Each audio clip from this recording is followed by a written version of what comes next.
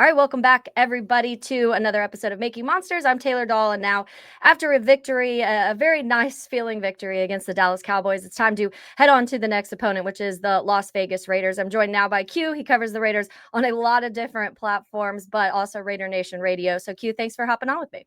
Yeah, no problem. Should be fun. It's going to be a good game on Sunday. I'm looking forward to it. I think so, and I heard that the tickets are one of the higher selling tickets for the weekend, if not the highest. So a lot of people want to be at this game. I think there's a lot of exciting storylines of what's going on. But let's start with the big one because the quarterback's always going to be a conversation. Q. The Bears know probably better than most that how hard it is to find the right quarterback, and going through a lot of them. Sometimes it takes time. Sometimes people get a little bit lucky. But let's start with Geno Smith. The Geno Smith redemption story has been really fun to follow because a lot of people had him counted out that couple years ago, and then obviously he kind of made that resurgence, and now he's over there with the Raiders. So tell us a little bit so far about what you guys have seen from him from these first few weeks. Yeah, Geno's been great. I mean, as far as, just the kind of leader he is, and like you said, it's hard to find a quarterback, and he's really stabilized that position ever since, well, the Raiders sat Derek Carr down, and obviously Carr's not in the league anymore after he retired, but they had a turnstile of quarterbacks for the longest. And so now Geno comes in after Pete Carroll trades for him, and obviously Pete Carroll knows him from their time in Seattle, but he has stabilized the position and given everyone confidence that, okay, they have a quarterback that can get the job done. Now, I don't think anyone is foolish enough to believe he's a 10-year guy, 15-year guy. I mean, he's a 2-3 year guy, whatever. But again, stabilizes the position for now. He's got a guy that's got a live arm. He has a lot of confidence in himself. Sometimes he has a little bit too much confidence in that arm and puts the ball in harm's way, as you've seen by the turnovers that he's had this year so far. 4 interceptions on the season. Obviously, that's got to be cut back. But he does have a good command of this offense. And again, he's the leader that this team needs right now. They just got to do a lot more around him and protect him as well. Yeah, I want to talk a little bit about Pete Carroll because I feel like obviously Pete Carroll, a defensive guy, but he has this track record with quarterbacks and the development under him. Back to USC when he had guys like Carson Palmer, Mark Sanchez, Matt Castle, and then obviously Russell Wilson doing what he did under Pete Carroll, and then now Geno Smith. I honestly loved this when they hired Pete Carroll because I thought what Pete Carroll could possibly do and help Geno with maybe some of the things he still needed to develop and get better, and just the coaching of what of Carroll's able to bring after all of the years that he's been in the NFL. What have you guys seen from Pete Carroll and that relationship between him and Geno? Well, he's just the guy that kind of puts confidence in everybody, right? I mean, and Geno has an opportunity now with the Raiders to have his team. Even in Seattle, when he took over for Russell Wilson, it was still for the most part Russ's team, and there was a lot of questions: can Geno be that guy?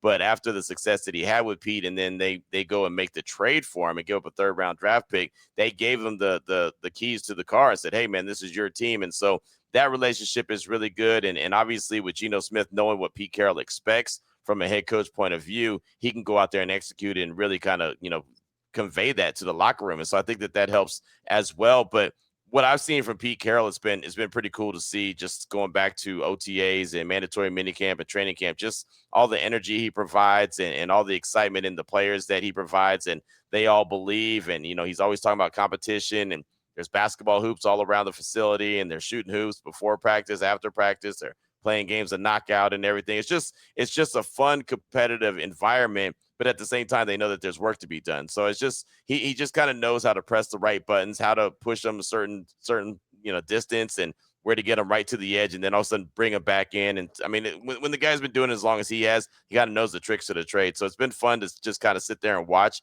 and see how he puts everything together. And obviously, the Raiders haven't got off to the start of the season that most people would want, sitting there at 1-2, same record as the Bears. But you do see where, there's some positivity coming from it, where you can see that, okay, this is the plan that they have. They just got to go out there and execute it at a better level. Yeah, very opposite when it comes to the coaching this weekend. A brand new head coach in Chicago, and then one of the oldest tenured in the NFL. So that we will see what that looks like because I mean, go back to the Lions Bears game. Ben Johnson was outcoached by Dan Campbell, and that showed a lot this last week. It honestly felt like Ben Johnson outcoached Schottenheimer. So we will see what it looks like this weekend, but there are the extremes.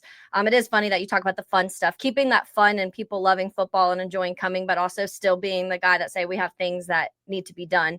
Ben Johnson does have that vibe. He'll switch things up in practice and have the offense play defense and defense play offense just to see if you can get like an offensive lineman touchdown on a defensive lineman. It's fun stuff like that you kind of see them battling. But then he's also the first one to pull somebody out if they mess up a drill during practice. Let's talk about Ashton Genty. That's going to be one of the bigger conversations this weekend too. There's a lot of Bears fans that really, really, really wanted Ashton Genty. We're begging to trade up to try and draft him. The Bears run game is a problem this year. Swift still hasn't really, he's never really been that in between tackles type of runner anyways, but they really can't figure that out.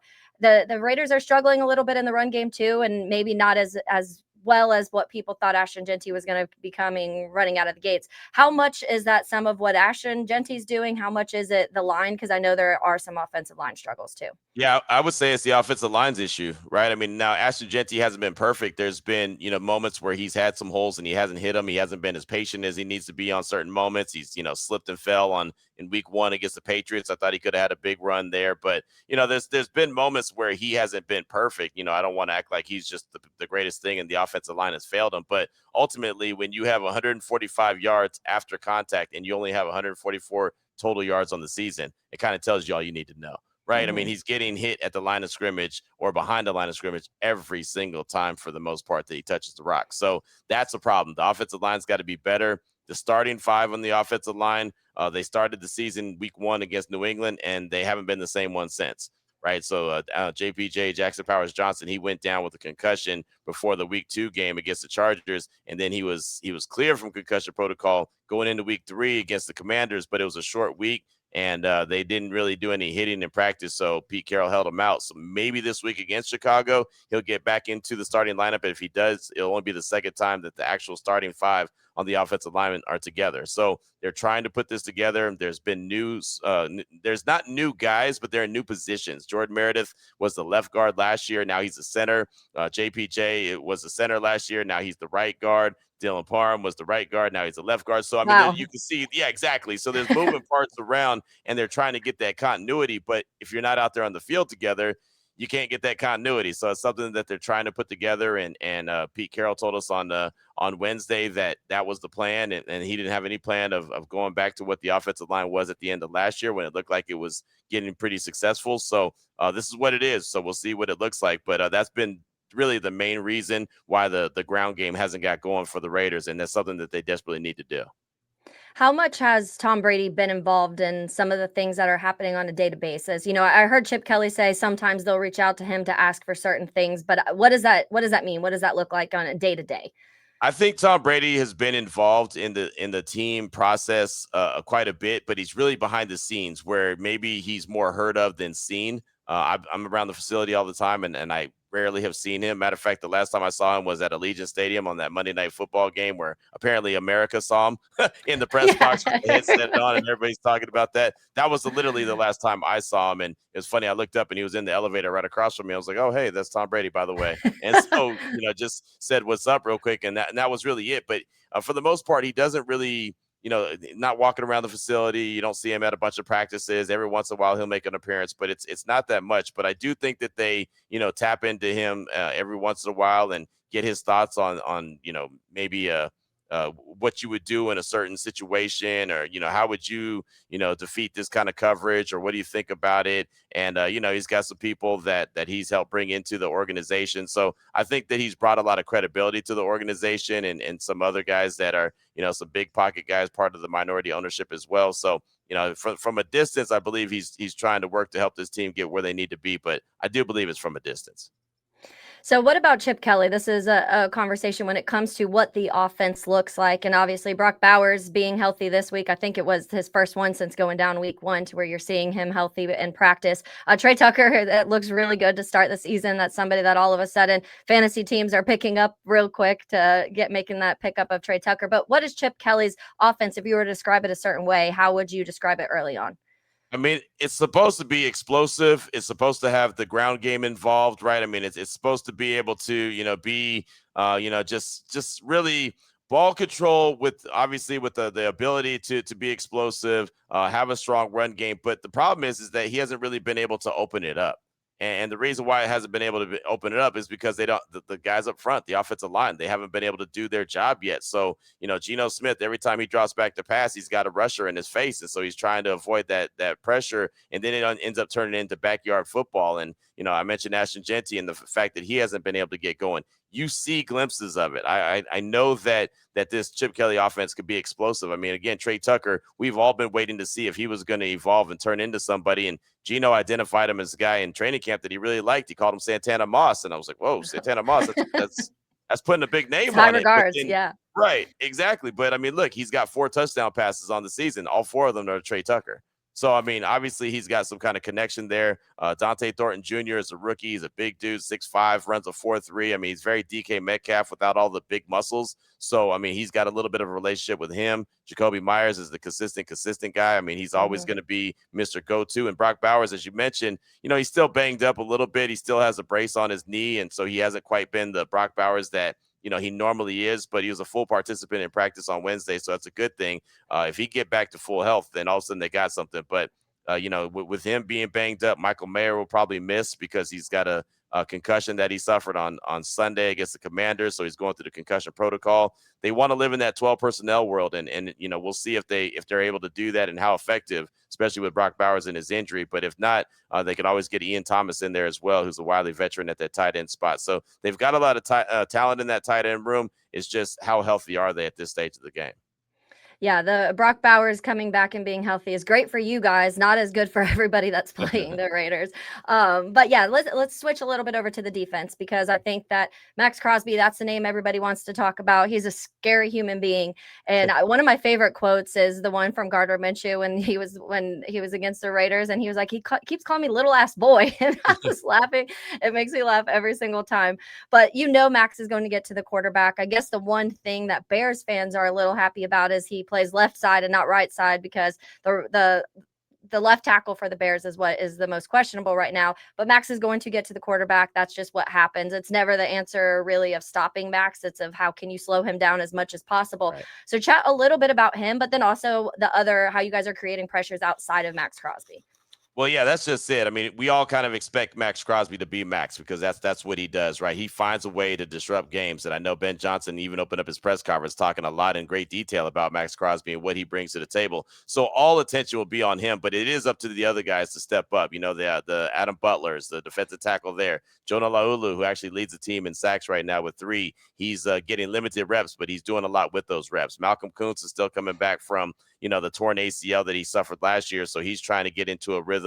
Tyree Wilson, former first-round pick, he's still trying to find his way. He hasn't had a ton of snaps as of late. Maybe that changes this week, but it is about those other dudes. Max is going to be Max. Max is going to open things up for those other guys. They've got to go and make it happen. And I'll even say this. I think a guy like Jamal Adams, he could be effective in this kind of a game. He's playing that linebacker role. He loves to play up near the line of scrimmage. I would not be surprised to see Patrick Graham send him on some, linebacker blitzes and just trying to get home and trying to get to the quarterback and affect him. And the other thing about Max is, normally he lines up across from the right tackle, but they move him around and he'll move around, especially if he feels like that there's a weak link there at the left tackle spot. He'll move over to that side. Again, he normally does his work from the right side, like you mentioned, but he has been moving. He's even dropped in coverage a few times, which has gotten Raider Nation to kind of scratch their head. Like, that's a win for the offense when you see Max Crosby dropping coverage. Like, okay, cool. Right. So yeah. They'll take that. That's a win for the offensive line. But he's going to be used in multiple ways. And, you're always looking to see where 98 is because he's a game wrecker, as you know. Oh, yeah. I'm not trying to tell you our secrets. Don't put him on the other side. Don't do it. Don't do it. What about the run defense? This is the Bears I mentioned at the top. They've struggled running the ball this year. And even with the line actually playing pretty well, DeAndre Swift just really hasn't been able to get going. They're in top 5 of yards before contact and bottom 5 in yards after contact. So they just haven't been able to, pretty much opposite of what Ashton Genty is.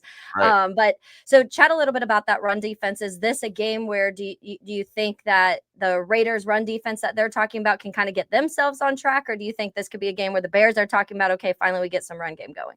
It's funny about it is the run defense was the strength of this Raiders team for the first 2 weeks of the season, and then the floodgates opened on Sunday against the Commanders, where they ran for over 200 yards, and like 170 of them were in the first half, and it really Yeah. blew my mind because again, this team is built. If you look at the linebackers, you look at Landon Roberts, you look at Devin White, Jermaine Pratt, Jamal Adams. Those dudes are all guys that want to get downhill and get to the ball carrier, and that's what I mean. I've talked to all of them, and they basically have said that's what we want to do. We want to stop the run and make a team one dimensional. And then when they are one dimensional and they're dropping back to pass all these times, that's when a guy like Max and Kuntz and Tyree have an opportunity to pin their ears back and get to the quarterback. So the identity of this team has been stopping the run. And again, it was just an awful day on Sunday against the Commanders. So I don't know if that's going to become a trend or if that was just a bad day at the office. So, I mean, I think that it's going to be kind of TBD when it comes to the rush defense. Again, I feel like it's its strength, but it clearly wasn't on Sunday against the Commanders. So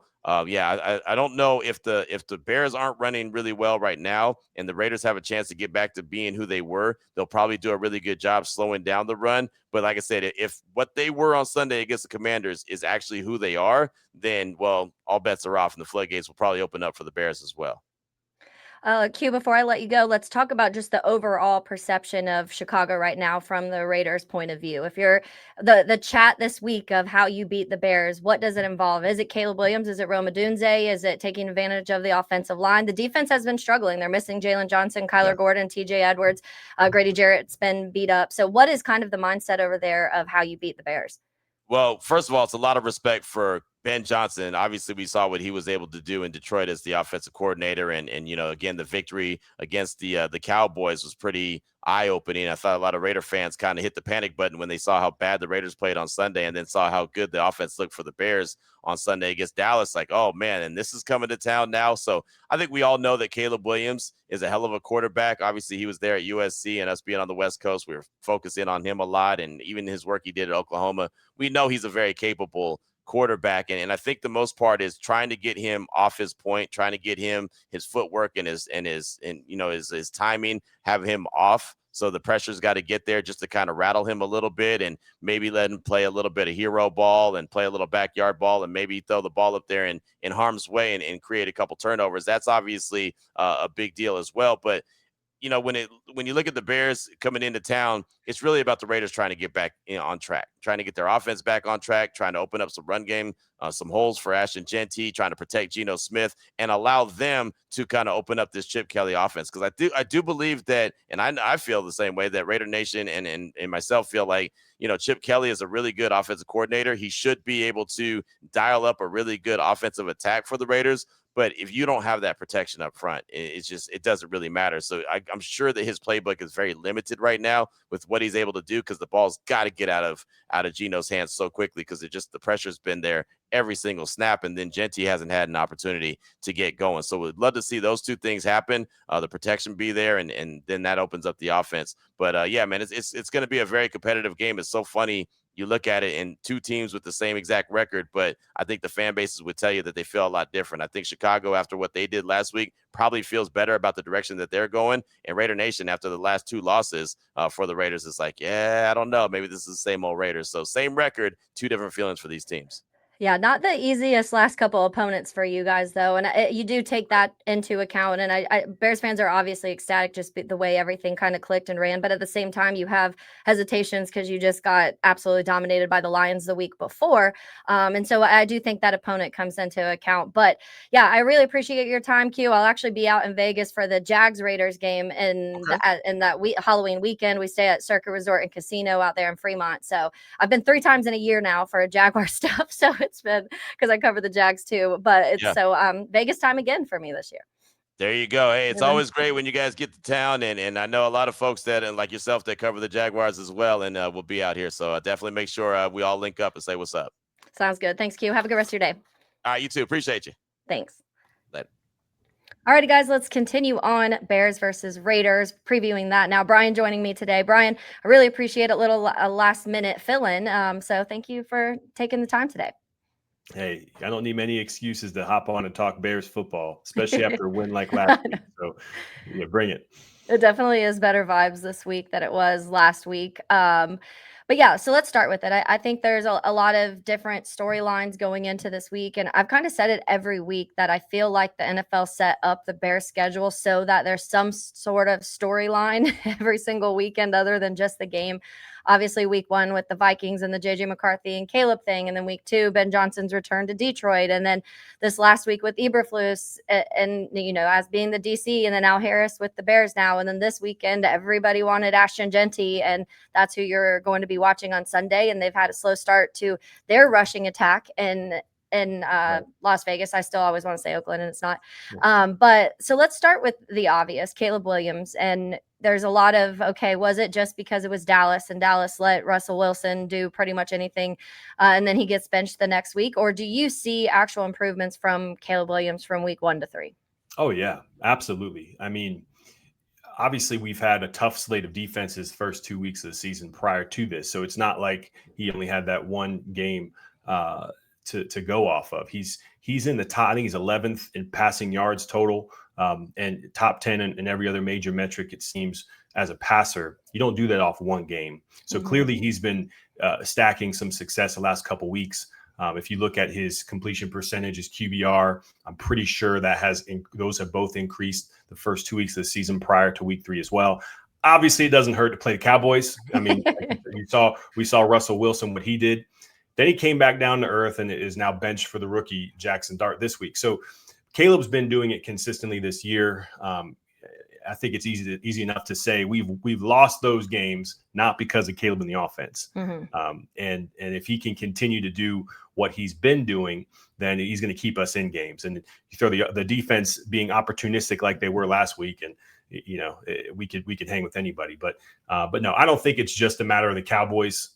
He's making his reads, making his progression, staying in structure, still balling out of structure as well. And I really give the credit to Ben Johnson with the schemes and the play calls and all that, honestly. And then the offensive line is a whole nother story. If they protect him like that, he's gonna do great things. But yeah, no, I think he's been steadily progressing. I'm looking forward to that continuing for sure in Vegas.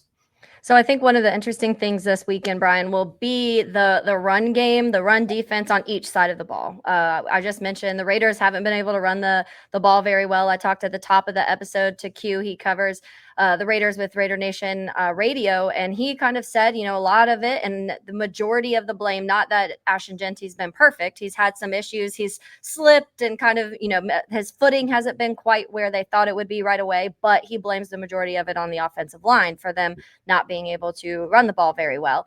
Their run defense also has struggled. The first 2 weeks, it was okay. Last week, they got gutted. And so I think when you look at the Bears, it's kind of similar. You feel like anybody's really been able to run all over. Javonte Williams early last week, I think the Bears were able to kind of figure it out the second half. So you hope they build off of that in the run defense area. But we know the rushing offense is not where you'd like it to be, especially in a Ben Johnson offense. And that's with a line that I think is performing really well. So what do you think about each side of that, the rushing attack in general in this game? Yeah, well, we know that the offensive line comes down to not who's the highest paid. It's which unit of 5 comes together quickest. And with us having 3 brand new interior OL, including obviously the center who's the pivot and kind of calls the coverages, at least helps Caleb do so. That's a pretty integral part of the whole flow of the offense. So it's going to take time. And I think that's one of the reasons why obviously the Cowboys also don't have much of a pass rush, but one of the reasons why we were able to keep Caleb clean last week.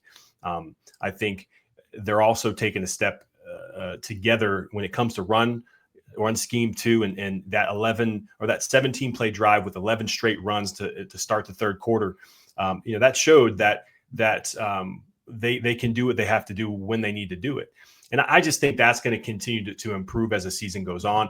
Similarly, I think that the Raiders have a similar situation. You could have some of the most underpaid guys in the league, but if they're playing as one unit, they can make things happen in both the run and pass. So yeah, I'm eager to see. I think for sure this week it's going to come down to stopping the run. Ben talked earlier this week after the Cowboys game how obviously you never want to see a running back post over 7 yards a carry, which is what Javonte had. But at the end of the day, they only let up 14 points. And so they had a plan in place to defend that offense. And I think he's going to do the same thing this week. I just don't know if we have the bodies up front to do what we want to do in the run game. I've been disappointed in Grady Jarrett. I've been pretty vocal about that. Billings has not looked quite as stout or disruptive inside, and Dexter's more of a pass rusher as it is anyway. So I'm excited to see Shamar Turner get some more looks this week, but ultimately it's going to come down to, can we stop Genty? If they can get him going and control that clock. Geno's a smart guy. He's going to get the ball out to his playmakers, which is why you see a guy like Trey Tucker come out of nowhere supposedly and lead the team in touchdown catches. It could be dangerous, especially on the road against Max Crosby and that team. But I think, long story short, I think the offensive line cohesiveness is where you get run games for sure getting more efficient as the year goes on. Yeah, Bryan, I kind of feel when it comes to the defensive line, it's been disappointing to me too. Yeah. But I do part of it. And I'm not trying to make excuses because it's just not to the standard you want. It's actually just one of the worst in the league right now.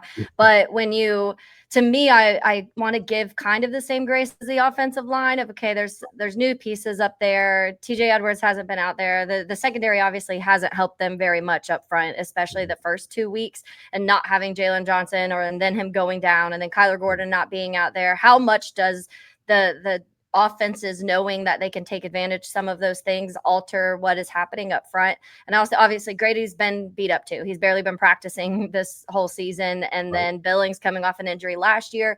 So I keep hoping that maybe when things start to settle and Grady gets healthy, I almost want to say, because TJ Edwards and Grady Jarrett both they're back on the injury report this week. Let him don't play him. Let him just relax. You have a bye week next week. Let those two get healthy, and hopefully Kyler, TJ, and Grady are all healthy after the bye, and you feel like at least you get a little extra something with that health. But yeah, to your point, I mean, Javon Dexter does what Javon does, but he is that guy to kind of get up the middle and get those pressures, and more so in the quarterback's face than he is to worry about the run game. That's why when Billings got hurt last year, it was such a massive drop off of what the defensive line could do. But I agree with you. I think it's going to be a huge thing of who can run the ball better and who can stop the run better is going to be one of the bigger talking points, I think, this weekend. When it comes to the passing game for the Bears, this has been something honestly pretty fun to watch, not only because of the connection between Rome and Caleb that we just see blossoming before our eyes, but I think also just the way he's able to spread the ball out to so many people. I mean, this last week, you're seeing Komet touchdown and DJ touchdown and Rome touchdown. You're seeing Zacchaeus be a part of this, of it. Obviously, Luther Burden finally got his role thrown into this offense. And so it's, to me, if that continues, if you continue to have these guys developing under Ben Johnson and that comfort level between them and Caleb, it's really hard to stop 5-6 different weapons if it continues. Oh, absolutely. I mean, it was so cool, Taylor. I'm sure you're like me. I can't really remember. I think it had to have been in the Alshon, B. Marsh, Forte, Martellus, and Cutler years when we last really saw an offense let the defense pick their poison, and a new guy stepped up to make plays. Luther on 3 catches led the team in receiving yards. He's the 3rd different player this season in 3 games so far to lead the team in receiving yards. And that's what we expected when we drafted Loveland high, Luther early. And it was so cool to see. And unfortunately, Loveland got hurt, but I know you and I have talked about the importance of the tight end position, and they got them involved. So I think they don't have to be huge explosive plays, but keeping the defense honest opens things up on the outside, opens things up in the run game as well. And yeah, we saw that happen, and Ben picked his moments well when it came to the types of plays, the reverses, the trick plays. Tom Brady remarked on the air, we had just gotten back from a score, shut him down, got the ball back.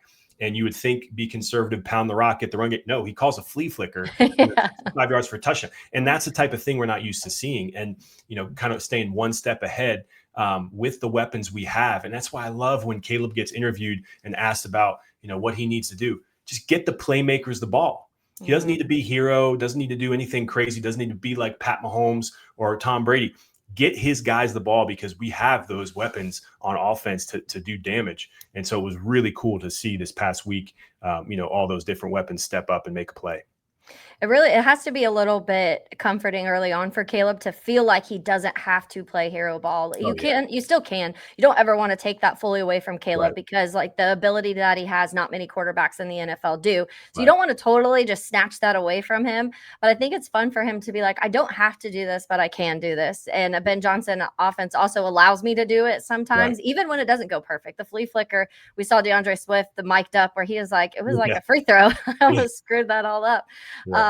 And there's still, so even when things don't go perfect, you're seeing positive things happen. And last year it felt so opposite. The one time, like one bad thing would happen and you'd feel like everything would unravel. Yeah.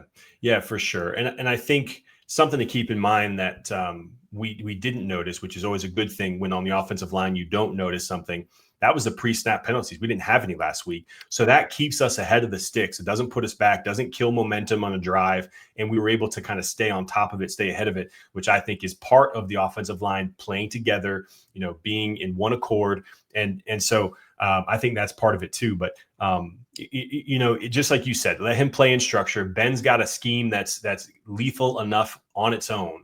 But when you break out of structure, like the DJ Moore touchdown, where he has to break out, he's got a linebacker spying him. He kind of baits him inside and rifles it across his body into the middle of wide open DJ Moore. That's the type of thing you can see a lot from Caleb.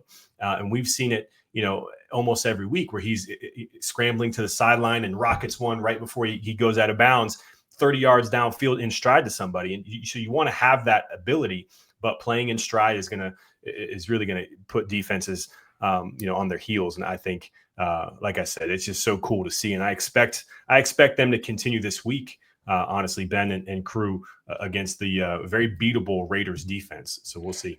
Yeah, I think one of the funnest parts of last week, there were a lot of moments where you were like, this is really great. But the fact that all of the touchdown passes were 10+ yard touchdowns and all we've heard last year, and some of them obviously very deep touchdowns, all we've had, and it was a thing. It was a problem. Caleb and the deep throws and the accuracy in those have been an issue since he's been in Chicago. And you're seeing even that start to settle down. And we've always knew that he could do all of the incredible stuff. And you knew the weird thing is when he was drafted, it was like, okay, he has the arm talent to do that. Why wasn't that all kind of settling in the NFL? And now you are.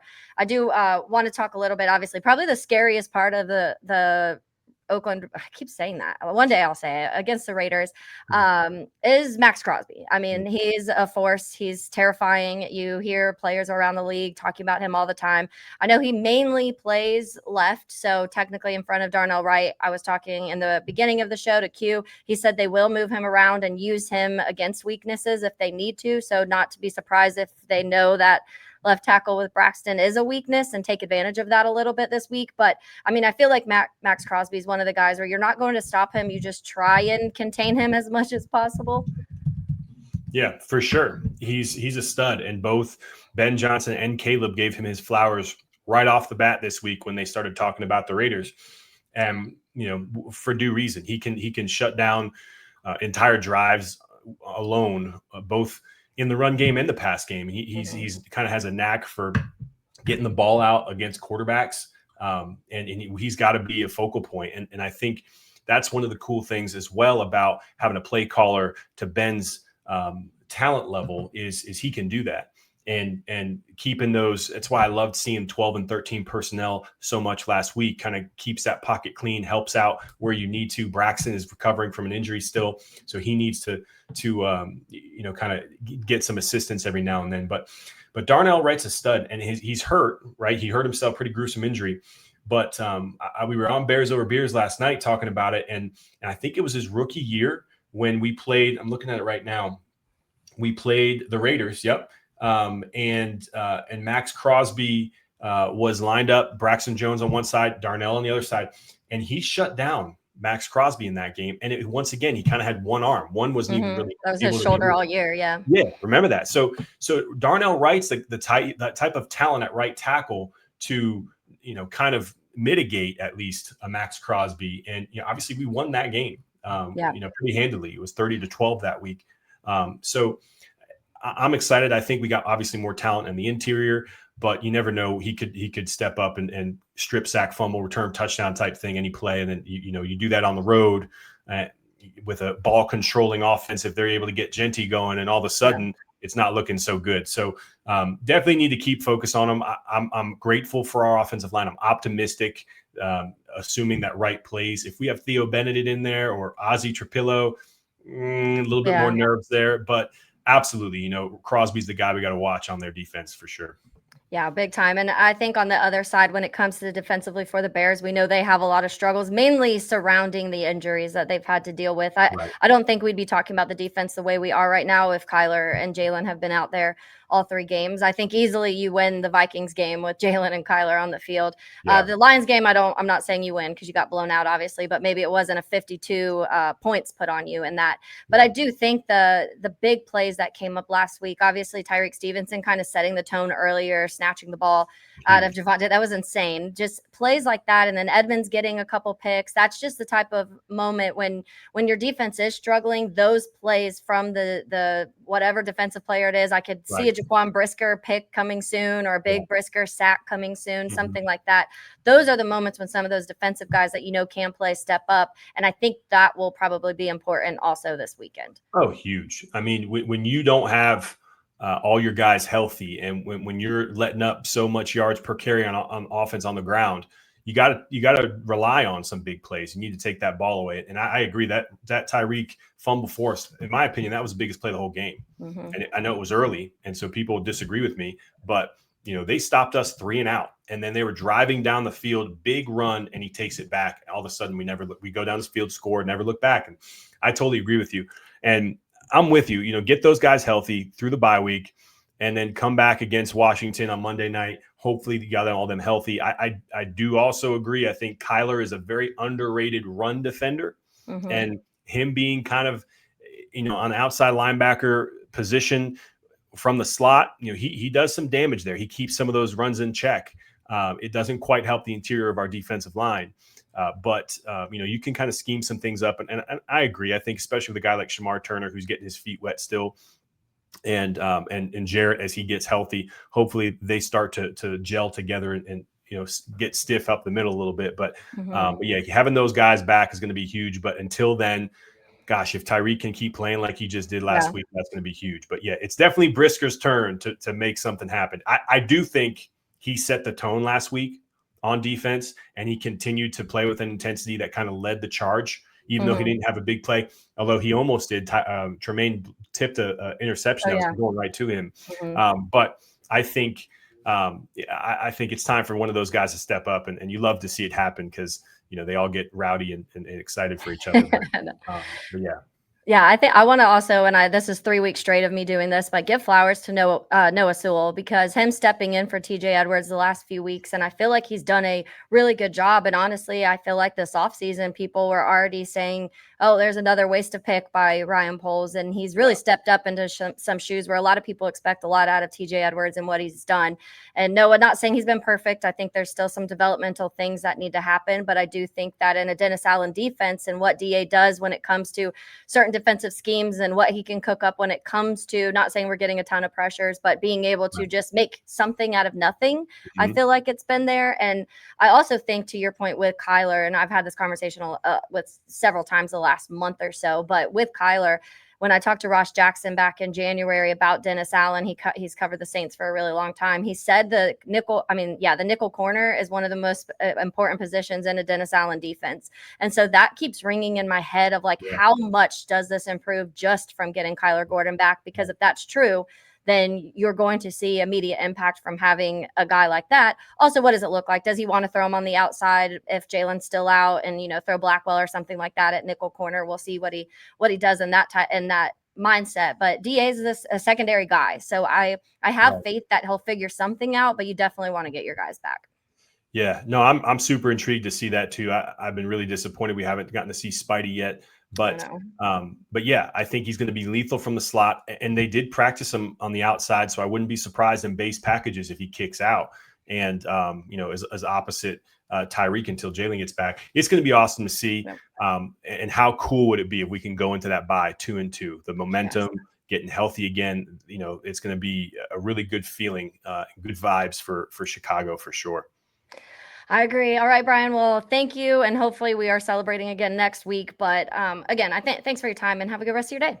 Yeah, you too. Thanks, Taylor. Go Bears. Thanks. Go Bears.